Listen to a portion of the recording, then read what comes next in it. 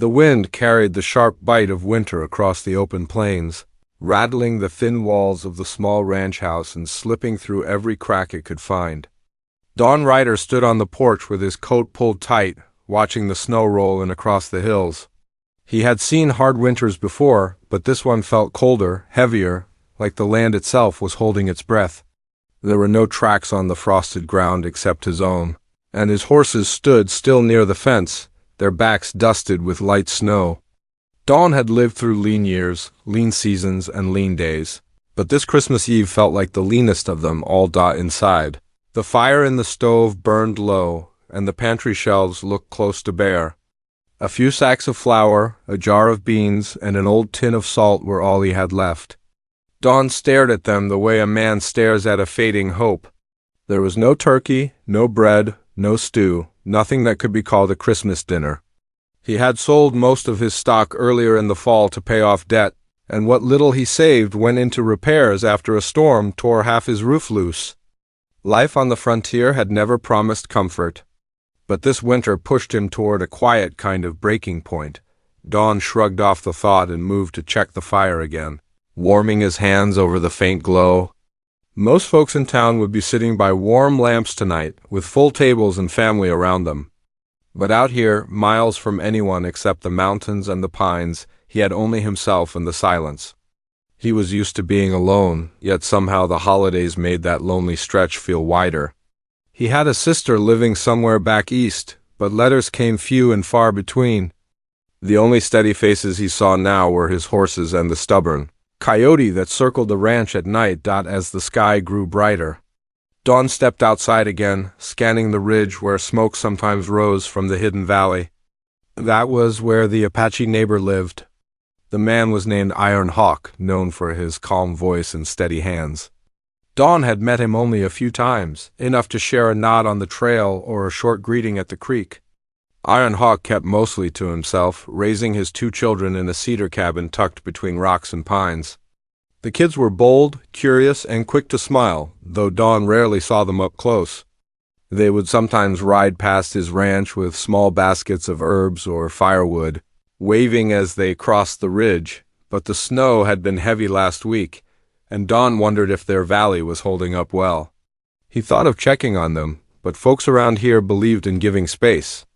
Even so, somewhere deep inside, he had always felt a quiet respect for the Apache family. The land was hard, and those who survived it learned strength in ways others never knew. Don admired that strength, even if he never said a word about it. By noon, the storm clouds thickened. Don covered the horses and checked the water barrels. He tried sweeping the snow from the porch, but the wind scattered it back as soon as he moved. Inside, the stove crackled faintly, but the room still felt cold. He sat at the small table, staring at the empty plate he had set out of habit. There would be no Christmas dinner this year, not even a small one. Don sighed and leaned back, wondering if the season meant anything when you had no one to share it with. Memories of his late father drifted through his mind, carrying the scent of pine and tobacco. His father had always said, "A man's table may be empty, but his heart should stay full." Don wanted to believe that, but he could not ignore the hunger tightening in his stomach. Outside, snowflakes swirled faster. The world grew quiet, muffled, almost dreamlike. Don stood and walked to the window to watch the storm, wondering how long it would last. Then something caught his eye. Far across the fields, a small figure appeared, moving slowly through the storm. The shape was faint at first, but then he recognized the way the figure moved, steady and sure. It was Iron Hawk's son, a strong boy named Lone Cedar. The boy carried something bundled in thick cloth. Walking through deep snow without hesitation, Don pushed open the door and stepped out onto the porch, confusion growing stronger with every step the boy took toward him. Lone Cedar stopped a few yards away, snow clinging to his braids and shoulders. His breath rose in white puffs as he lifted the bundle slightly. "My father sent this," he said, his voice steady despite the cold. Don walked closer, surprised by the boy's bravery in the storm. "What is it, Cedar?" "A message," the boy replied, "and something he wants you to know." Don carefully unwrapped the top of the bundle. Inside, he found a small wooden carving shaped like a feather. Iron Hawk had carved one just like it for Dawn once, though he had never learned the meaning. He looked at the boy, trying to understand. "Why would your father send this now?" Lone Cedar shifted his weight, glancing back toward the ridge. "My sister said we must bring it today. My father said the snow is not the only thing coming." The words chilled Dawn more than the wind. He glanced at the sky, then back at the boy. "Is your family all right? We are safe," the boy said. "But my father told me to warn you that the cold will not be friendly tonight." Dawn nodded slowly, still unsure why Iron Hawk would send a warning encoded in a carved feather. Before he could ask more, the boy handed him a folded piece of cloth. Dawn opened it and found what looked like herbs tied with leather, along with a handful of pine nuts. It was a simple gift, yet in a winter like this, even a small offering carried weight. "Thank your father for me," Dawn said gently, but Lone Cedar shook his head. "He said we will come again before the sun sleeps. I must go now." Before Dawn could ask anything else, the boy turned and headed back into the storm. Dawn stood there watching him disappear into the white curtain, feeling the weight of the carving in his hand. Something was happening, something the Apache family knew, and he did not. The storm grew darker, twisting across the land like a warning nobody wanted to hear. As he stepped back into the house, Dawn felt an uneasy pull in his chest. The feather lay on the table, its carved edges catching the dim light. He stared at it, wondering what Iron Hawk meant, wondering what the night would bring. Snow tapped lightly on the window, then harder. As the wind rose, somewhere in the storm, far beyond the ridge, a new sound echoed. Dawn lifted his head, listening. It wasn't the wind. It wasn't the horses. It was something moving across the land, slow, deliberate, and growing closer. And as the storm thickened and the sky dimmed, Dawn Ryder realized this Christmas would not be quiet after all. Something was coming toward his lonely ranch, something he was not ready for. And Iron Hawk's warning suddenly carried a new and pressing weight. You want the next part when you're ready. The sound rolled across the frozen land again, deeper this time, almost like something dragging itself through the snow. Dawn Ryder stepped closer to the window, squinting through the blur of white. The storm made it hard to see anything beyond a few yards, but whatever moved out there was heavy enough to shake the quiet. He pressed a hand to the cold glass, trying to judge the direction. It wasn't coming fast, but it was coming steady, as if it knew exactly where it wanted to go. Dawn turned away from the window and reached for his coat, slipping it on even though he wasn't sure what he planned to do once he stepped outside. The feather Iron Hawk had sent lay on the table beside the herbs and pine nuts, and Dawn paused, staring at that small carving again. The Apache neighbor did nothing without reason. Every act had weight. Every gift carried meaning. Sending his son through a snowstorm with a warning meant something serious was moving across these plains. He bent and tightened his boots, trying to calm the worry creeping through his chest. The old boards of the house groaned as the wind pushed against them, and Dawn felt a strange silence settling inside him, the kind a man felt before a fight or a hard turn in life. The storm grew darker, and the sound from the ridge rose again, faint but clear enough to make the hairs on his arms lift. Dawn stepped outside, the cold biting at his face instantly. Snow stung his cheeks, and the wind tangled through his hair as he moved across the porch. The horses shifted nervously in their shelter, tossing their heads and stamping the ground. They smelled something. Animals always did before people did. Dawn moved toward them, whispering low to calm them. Their unease only sharpened his sense of danger. He scanned the ridge, but the storm swallowed everything. Only the shape of the barn and the dark line of the fence stood solid against the white world. The sound came again, not quite a growl, not quite a howl, but something caught between wind and earth, like the land itself was shifting under pressure. Dawn narrowed his eyes, reminded of old stories his father used to tell, stories of heavy storms carrying strange visitors, lost travelers and wandering creatures that followed the snow. Dawn never believed much in tales, but nights like this made a man question what he thought he knew. He returned to the porch and stood under the small fragment of shelter, the storm pulling at his coat. His breath rose in pale clouds. Something was coming. He could feel it, the same way he felt approaching lightning before it split the sky. He stayed outside until the cold began to bite into his bones. Then he stepped back inside the house. Bolting the door behind him, the fire in the stove flickered low, casting a faint glow across the wooden floor. Dawn fetted another small log, watching the flames stretch and brighten. Even with the fire, the house felt colder, like the storm was pressing closer. He sat at the table, resting his elbows and rubbing his hands together for warmth. His eyes drifted again to the feather, tracing the carved lines with his gaze. Ironhawk was a man of quiet strength and deep eyes that seemed to see more than most. Dawn had never asked what the feather symbolized, but tonight he wished he had. He leaned back in his chair and let the rush of the storm fill the silence. The land around him held too many secrets. He thought of Ironhawk's valley, hidden beneath tall pines. The Apache family kept to their own ways, but they were not unfriendly. Dawn remembered the first time he crossed paths with them, more than a year ago at the creek. He had been fixing his saddle when Ironhawk approached with his 2 children trailing behind him. The man nodded, acknowledging Dawn with the kind of respect that crossed language and culture. They exchanged only a few words, yet Dawn sensed an unspoken understanding between them. Both were men surviving harsh seasons, rough land, and past that left scars. Lone Cedar's sister, a bright girl named Star Willow, had offered him a handful of berries they gathered near the creek. Dawn never forgot the way she smiled, warm as sunlight on cold water. He had given her a piece of dried apple in return, and Ironhawk had simply watched with calm eyes, approving the small exchange. From that day on, whenever the Apache children crossed the ridge, they waved in greeting. Dawn always waved back, even on the loneliest days. Now he wondered if the warning they brought today had something to do with the mystery of their valley. He had heard traders say the storm would get worse before winter loosened its grip. Some claimed that wolves were moving down from the high mountains, driven closer to ranches by hunger.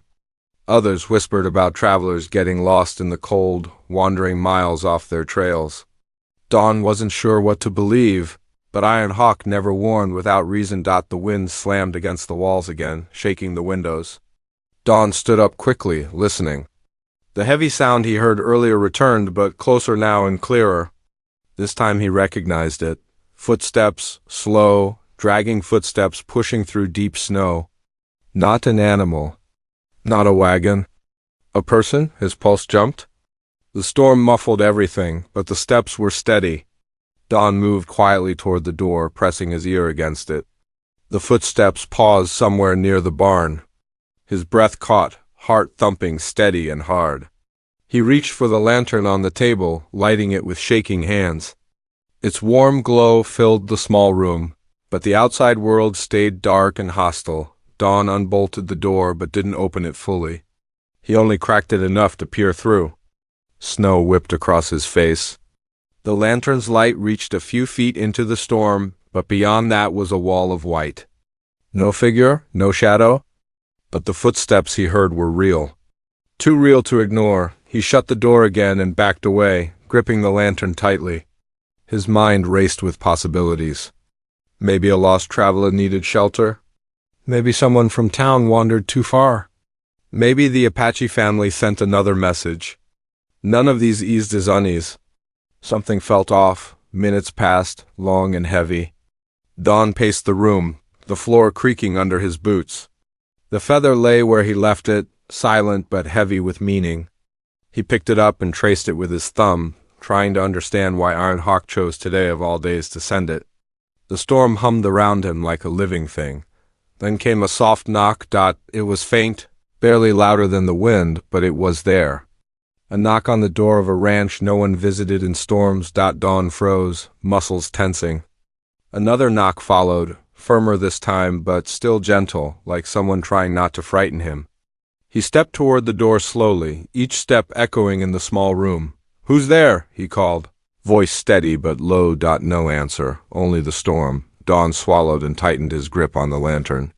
He reached for the door, lifted the latch, and pulled it open halfway. The wind rushed in, cold enough to sting his eyes. He held the lantern forward, its light flickering as the storm clawed at it. At first he saw nothing. Then the lantern glow caught a shape standing still in the snow. A figure cloaked in thick fur, head bowed, shoulders trembling from cold or exhaustion. The person didn't move, didn't speak, just stood there as the storm wrapped around them. Dawn's breath caught. The figure lifted their head slowly, and that was when Dawn realized the night had only begun to reveal its secrets. And Iron Hawk's warning might be far more serious than he first believed. The figure in snow lifted their head, and the lantern light caught a familiar pair of dark eyes. It was Starwillow, Ironhawk's daughter. Her cheeks were raw from the cold, and frost clung to the ends of her braids. For a moment, Dawn Rider just stared, stunned that a girl her age would walk through a storm like this alone. "Starwillow," he breathed. "What are you doing out here?" She shivered but stood steady in the doorway. "I come from my father," she said, her voice thin from the cold. "He said to tell you the storm will be long, longer than last winter. He said you should not stay here alone." Dawn stepped aside at once. "Get in here before that wind cuts you in half." She hesitated, looking past him into the small cabin, then stepped inside. The warmth of the stove met her, though it was weak and tired. Dawn shut the door firmly and bolted it again, blocking the roar of the wind. Snow shook loose from her cloak and fell to the floor in small clumps. She held herself tall, but he could see the tremble in her fingers. He set the lantern back on the table and nodded toward the stove. "Come to the fire. Sit there. I'll get a blanket." She obeyed without a word, moving toward the stove with slow steps. Dawn fetched an old wool blanket from his bed and draped it around her shoulders. Her skin was cold as river stones, and he felt a twist of worry in his chest. "You should not be out in a storm like this," he said. "Where is your brother? Where is Iron Hawk?" She lifted her eyes to his, and for the first time he saw the fear hidden behind her calm face. "My father sent Sidur a different way," she answered. "He tells him to make sure the trail is safe. He sent me to you because the wind changed." Dawn frowned. "The wind changed," she nodded. "He said when the wind comes from the north like this, men lose their way. He said some men will not respect this land or those who live on it. He said you should not be alone if they come." The words sank into Dawn slowly, heavy as wet snow. Men, not wolves. Not just a storm. Men moving in the cold. He pulled a chair closer for her and sat across from her at the table, the feather between them like a quiet judge. "How does your father know someone is coming here?" Dawn asked. Starwillow looked down at the feather, tracing the air above it with one finger. "My father listens," she said. "He heard things from the riders that passed near our valley. Men talking about land, cattle, fences, and the river. Men who said they would not share anything with Apache or with a lone rancher who lives too far from town." Dawn's jaw tightened. He had heard talk in town not long ago. Men complaining that Iron Hawk and his children hunted near their lines. Men who thought any land an Apache walked on belonged to them instead. He had seen the looks when he spoke even a simple word in defense of them. The frontier was hard on everyone, but it made some hearts harder than others. He leaned back in his chair. "So your father thinks these men might come here tonight?" She nodded again, eyes shifting toward the window where the storm pressed its white hand against the glass. "He said the snow can hide tracks, but it cannot hide the sound of greed. He told me a man who wants to take what is not his will not mind the cold." Dawn felt something old stir inside him, a feeling he thought he had buried when he moved out here to live quiet and alone. He had served once, years back, riding as a scout along wild trails, watching men push lines and claims across land that did not belong to them. He left that life behind, tired of orders and tired of seeing men hurt others in the name of property and pride. He came west to find peace, even if peace meant loneliness. Now the storm hammered his walls, and an Apache girl sat wrapped in his blanket, warning him that the trouble he had tried to leave behind had found him again. He cleared his throat. "Did your father send you here just to warn me, or is there something else?" She hesitated. "He said we must stand together this winter. He said hunger and fear will visit different homes, but they are the same visitors." Her gaze moved to the bare shelves behind him. "He said your table is empty." Dawn stiffened. Pride rose up in him before he could push it down. We get by, he answered, maybe a little sharper than he meant. She did not flinch. She only looked at him with a calm that reminded him of Iron Hawk. My father said an empty table is where the Creator does his best work, she replied. He said a man who has nothing to share still has a heart to offer. Those words sat between them, soft but firm. Don lowered his eyes, feeling heat rise in his face. He did not like anyone seeing his lack, not even a girl barely grown. Life on a frontier ranch taught a man to protect his pride as much as his property. But Star Willow was not mocking him. She spoke like someone delivering a simple fact. He sighed and nodded. Your father is a wise man. She smiled faintly, just for a moment, then grew serious again. He also said to tell you there are tracks near the far ridge. Not animal tracks. Wagon tracks, fresh. Dawn's shoulders tensed. How many wagons? One, she answered. But many boots. They cut across the north side toward the creek. He said the men laugh at the storm. He said men like that do not laugh without reason. A memory flickered in his mind. 3 weeks ago, Don had gone into town for salt and nails. At the general store, he heard 2 strangers talking near the stove. Big men with new coats, loud voices, and cruel smiles. They spoke about ranches spread thin and weak. They joked about Apache families living too near the water. They said the sheriff in this part of the county did not ride this far when snow hit. Don kept to himself, but he heard every word. Now it sounded like those men had ridden out of the stories and straight into his storm. He stood and paced the floor, boots thumping a slow, anxious rhythm. Star Willow watched him, the blanket clutched tight around her shoulders. He ran a hand through his hair, thinking of the horses, the barn, the emptiness of his rifle rack. He had a shotgun and a single revolver, both clean but not recently tested. Bullets were few, bought long ago save for wolves or coyotes. He never planned for men. Outside, thunder rolled low, or at least it sounded like thunder. The sky flashed faintly, not with summer lightning but with winter's dull glow. The storm seemed to deepen, as if hiding something behind its white curtain. What is your father going to do? Dawn asked. She answered without pause. He will come. Dawn stopped pacing. Through this storm, yes. Her voice held no doubt. He said a man does not leave his neighbor alone when trouble comes. He will bring cedar and others from our valley. But he said we must be ready before they arrive. Dawn felt something shift inside him, a mix of fear and something like hope. He was not used to anyone saying they would come for him, not since his father died and his sister moved east. The thought of Iron Hawk and his children walking through this storm just to stand beside him made his chest ache in a way he did not fully understand. We, he repeated slowly. He said we. That mean you plan on helping me defend this place? Star Willow straightened, the blanket falling slightly from one shoulder. My father taught me to track, she said. To listen. To see things behind things. I am not a child who hides when danger comes. He almost smiled at the fire in her voice. She might be young, but the frontier had carved courage into her bones. Still, worry gnawed at him. If these men are as bad as your father thinks, I do not want you caught in the middle. She met his eyes steady. We are already in the middle, she said. They do not like that our cabin is close to the creek. They do not like that you live close to us. They want the land, not the people on it. My father says when men like that choose a path, they do not stop because someone stays inside. Those words settled over the room like fresh snow. Dawn knew she was right. The conflict was not about one ranch or one cabin. It was about land, rights, and who got to call this stretch of cold earth home. And now the storm hid that fight. Carrying it quietly closer to his door, he walked to the small window and peered into the night again. The world outside was white and wild.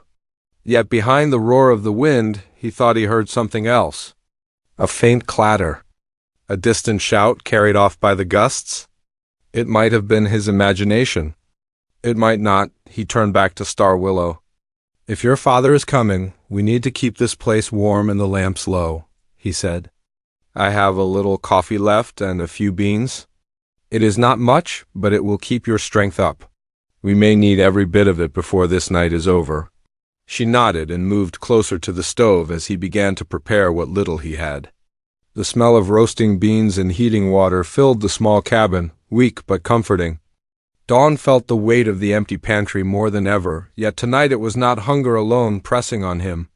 It was the sense that his quiet ranch had become a crossroads. Without his choosing, he poured a small tin cup of coffee and handed it to her. She accepted it with a grateful nod, cupping it in both hands. For a brief moment, the storm outside seemed far away. Two people from different worlds sat at the same table, sharing warmth in a house that barely had enough for one. Then the wind shifted again. A new sound broke through the storm, sharper and closer than before. It was not the drag of footsteps or the roll of distant thunder. It was the crack of something solid hitting wood. Maybe the barn door. Maybe the corral fence. Maybe something else. Dawn and Star Willow locked eyes. Whatever was moving through that storm had finally reached his land. And the long Christmas night, with its empty table and quiet warnings, was about to change in ways neither of them could yet see. The sharp crack outside came again. This time clearer, harder, like someone striking wood with the flat of a boot. Dawn Ryder felt the sound cut straight through him. Star Willow froze by the stove, her hands still wrapped around the tin cup. The storm pressed against the walls, howling in long waves. But even its power could not bury the disturbance on Dawn's land. He moved slowly toward the window, careful not to let his boots creak too loudly on the old boards. The lantern on the table flickered from a draft, casting thin shadows across the walls. Outside was nothing but swirling white, a shifting wall of snow that swallowed shapes as fast as it revealed them. Dawn wiped the frost from the window with his sleeve and leaned close. At first he saw nothing. Then a dark shape stumbled near the barn, its outline blurred by snow.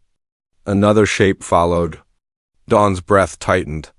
He counted 2 figures, maybe more, moving with the slow but determined steps of men who would not stop for weather or warning.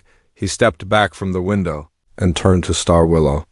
She already knew. They are here, she whispered. Her voice carried no fear, only certainty. Dawn nodded, pushing the bolt on the door tighter. His pulse thudded steady in his ears. He was not a man who ran from danger, but he never invited it either. Tonight he had no choice. He crossed the room and lifted the shotgun from the wall.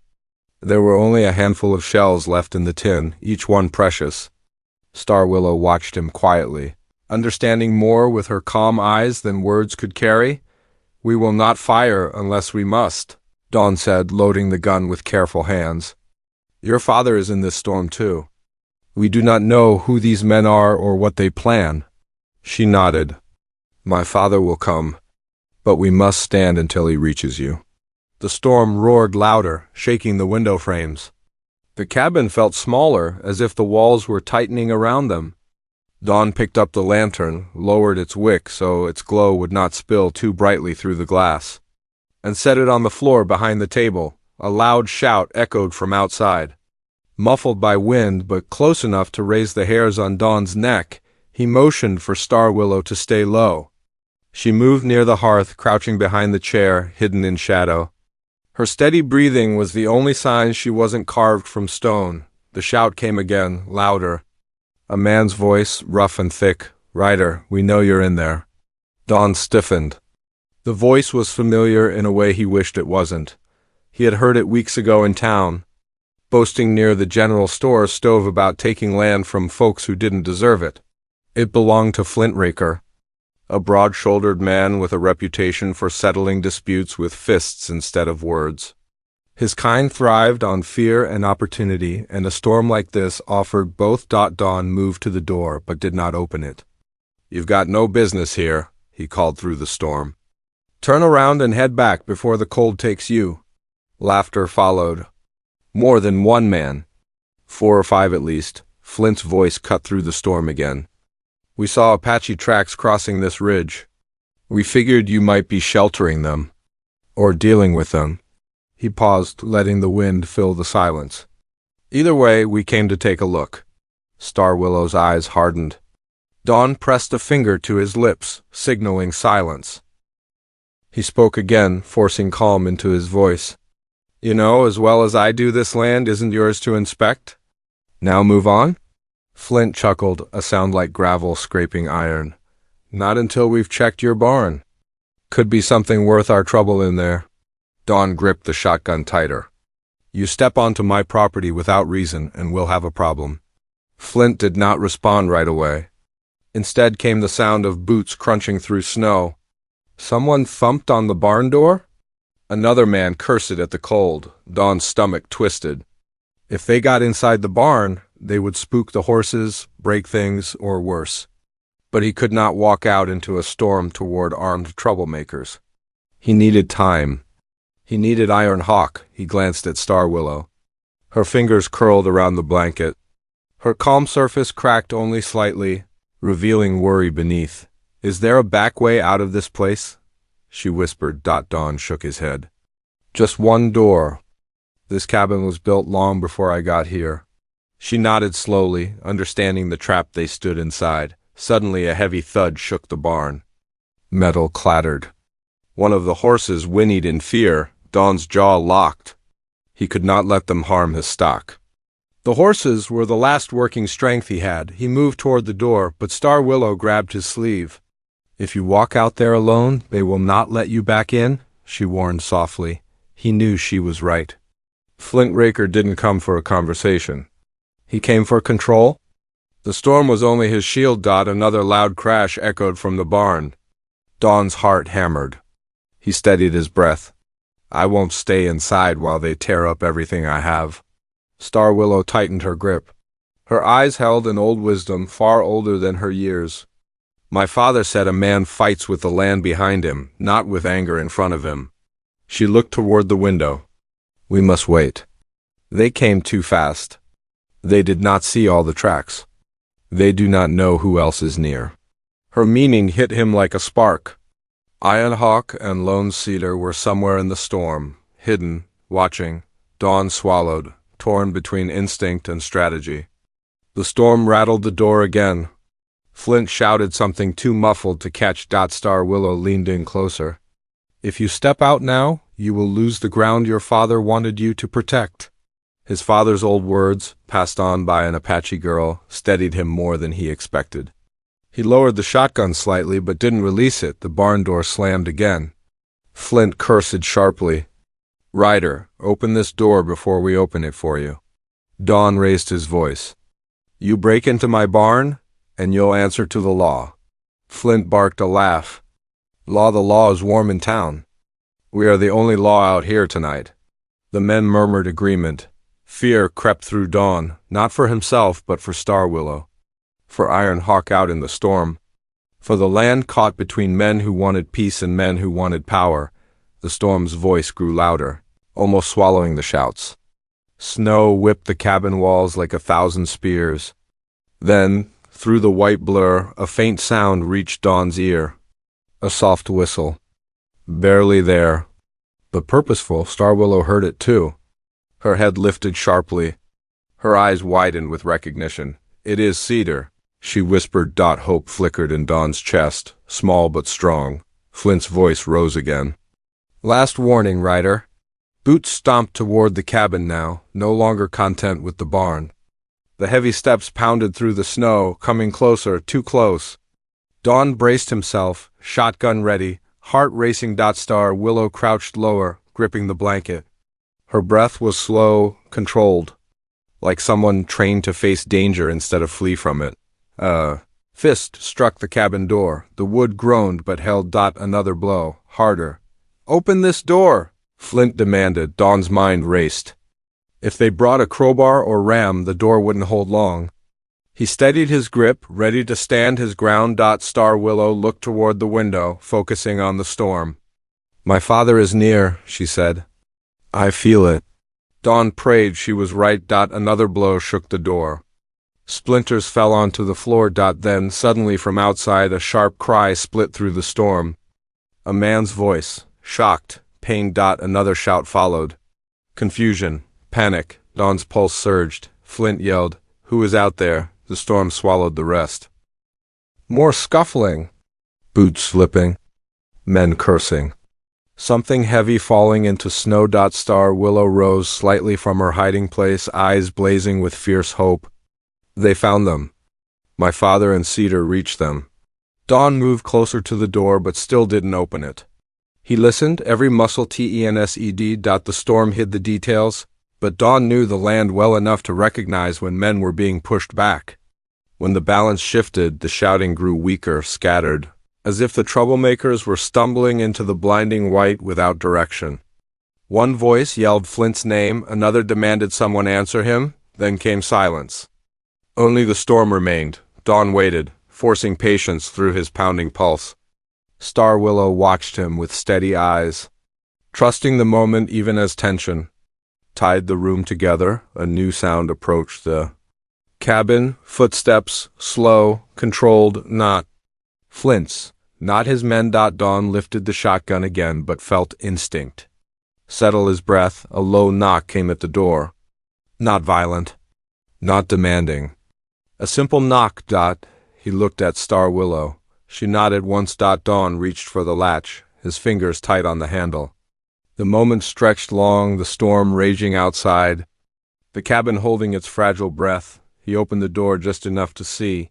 A shadow stood in the snow, tall and firm, wrapped in deerskin and winter wind. Iron Hawk. His dark eyes met Dawn's with the weight of a man who had crossed storms, danger, and miles of frozen land without slowing his steps. Snow clung to his shoulders. His breath rose in calm clouds. Lone Cedar stood behind him, silent and watchful. Iron Hawk spoke with a voice steady as the earth under their feet. We stand with you now. Dawn exhaled, more breath leaving him than he expected. The night was far from over. The trouble was not settled. Flint Raker had not vanished for good. And the storm still pressed against every wall, but for the first time that long, cold night, Dawn Rider was not alone, and the conflict that began with an empty table and a quiet warning was about to reach a turning point no one could walk away from without facing the truth of this land. This winter, and what family truly meant. Iron Hawk stepped inside, the cabin with the calm presence of a man who carried storms on his shoulders without letting them touch his heart. Lone Cedar followed, brushing snow from his coat, his sharp eyes scanning every corner as if making sure no danger had slipped in. Dawn Rider closed the door behind them, bolting it against the furious wind outside. The storm roared and hammered the walls, yet somehow the room felt warmer, fuller, safer than it had all night. Star Willow stood from her hiding place, her eyes shining with relief at seeing her father. Iron Hawk touched her shoulder gently, a small gesture filled with love and reassurance. The family warmth between them softened the edges of the night. Dawn watched, feeling something loosen deep inside his chest. For the first time in years, he didn't feel like a man standing alone against winter. Iron Hawk turned to Dawn, his expression serious. The men have scattered into the storm, he said. They were not ready for the land to fight back. They will not return tonight. Dawn let out a slow breath. You saved this place.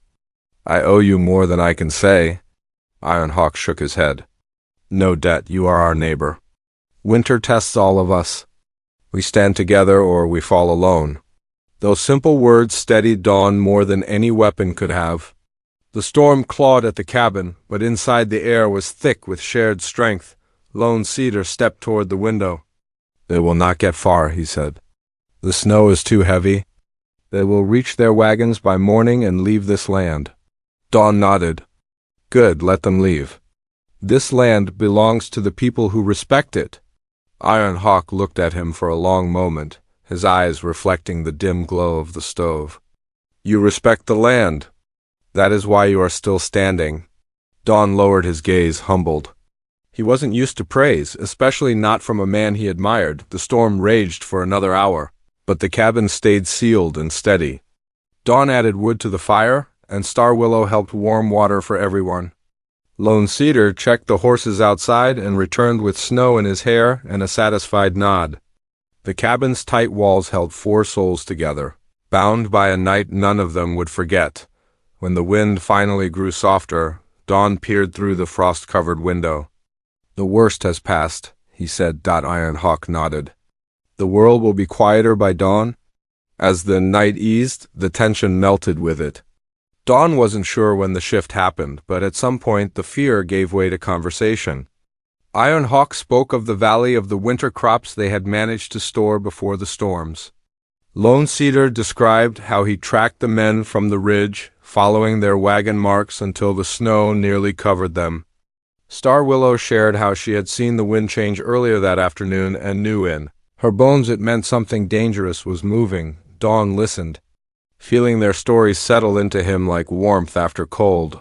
Then Iron Hawk looked at the bare shelves behind Dawn's small table. "Your home has little left," he said gently, "but you did not close your door to my daughter." Dawn shrugged lightly, embarrassed. "I don't have much, but I wasn't going to let her freeze outside." Iron Hawk smiled, small and rare. "A man is not measured by what he has, but by what he shares." Star Willow pulled a small pouch from her cloak. "Father said we should bring this," she said softly. She opened the pouch, revealing dried berries, nuts, and herbs. "He said a night like this should not end with an empty table." Dawn felt his throat tighten. He had lived with empty tables for years, but hearing someone say it didn't have to be that way struck him deeper than he expected. He tried to speak, but the words tangled. Iron Hawk stood. "We brought more," he said. "Not just this." He motioned for Lone Cedar and Star Willow to follow him outside. Dawn hesitated. "In this storm." Iron Hawk nodded. "Come." They stepped out into the quiet snow. The storm had calmed into a soft flurry, and the night sky glowed faintly, as if the world was slowly returning to peace. A small line of shapes moved toward the cabin from the direction of the ridge. Dawn squinted, trying to understand. Then he saw them, Apache families. Men, women, and children, all carrying baskets, wrapped bundles, pots, and blankets. Their footsteps were steady, their silhouettes peaceful against the snow. Dawn's heart jolted. Iron Hawk said quietly, "They heard trouble passed through the ridge. They came to help." Dawn stared, speechless. He had never seen a group that large make their way across the plains at night just to support a single man. But these people moved with purpose, with unity, with a sense of family that stretched across cold ground and danger. The first family reached him. A woman with warm eyes handed him a basket filled with dried corn, beans, and bread. Another man offered smoked meat wrapped in hide. Children carried pine branches and herbs for the stove. One little girl reached up and placed a small carved charm in Dawn's hand. Her smile was bright as sunlight even in the cold. Dawn felt a warmth spread through him that no fire could match. Inside the cabin, the room transformed. The empty table filled with food he hadn't tasted in months. Warm smells lifted into the air, filling every corner. Iron Hawk's people worked together with quiet skill, arranging everything with care. Dawn watched in awe as his once barren home came alive. Star Willow stirred a pot near the stove, her face glowing in the firelight. Lone Cedar helped Dawn fix the drafty window. Iron Hawk organized blankets and placed them near the hearth. No one acted like visitors. They acted like family. The night slowly faded into early morning. The storm clouds broke apart, revealing the first thin line of dawn across the horizon. The world outside looked clean, white, and peaceful. Everyone gathered around the table. Dawn hesitated, unused to a full room. Iron Hawk motioned for him to sit at the head of the table. "You opened your home," he said. "Now allow us to open ours to you." Dawn sat slowly, feeling the weight of loneliness lift from him piece by piece. They began to eat, sharing stories, laughter, and quiet smiles. Dawn hadn't heard this much laughter in years. The warmth of the room settled deep into him, chasing away the empty cold of the past. When breakfast finished, Iron Hawk and his people prepared to head back toward the ridge. Star Willow wrapped a small bundle of food and placed it on Dawn's table. "For later," she said. Dawn nodded, unable to speak for a moment. "Thank you," he finally managed. "For everything." Iron Hawk placed a hand on his shoulder. "Winter is easier when hearts stand together," he said. "You are not alone on this land." The words struck deep. Dawn felt the truth of them settle into his bones. As the Apache families moved back through the soft morning snow, Dawn watched them go with a feeling he had never known before. Belonging, shelter, friendship, a sense of something greater than survival. He turned back into his cabin, now warm and full. The storm had passed. Trouble had been driven away. And a community he once thought distant had become closer than any family he had known in years. On a Christmas that began with an empty table, Dawn Ryder found his home filled with a feast brought by neighbors who became more than neighbors. They became family.